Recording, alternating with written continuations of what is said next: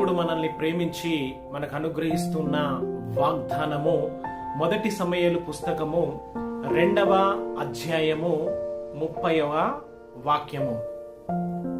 యెహోవా వాక్కు ఏదనగా, నన్ను ఘనపరచు వానిని నేను ఘనపరచెదను. ఆమేన్. ఇక్కడ దేవాది దేవుడు ప్రవక్త అయిన సమూయేలు ద్వారా మనతో వాగ్దానము చేస్తూ ఉన్నాడు.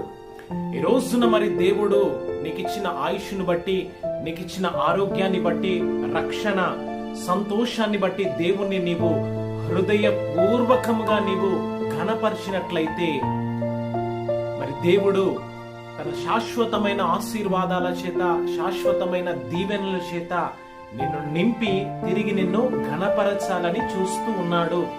అట్టి కృప నీవు స్వతంత్రించుకొందువుగాక.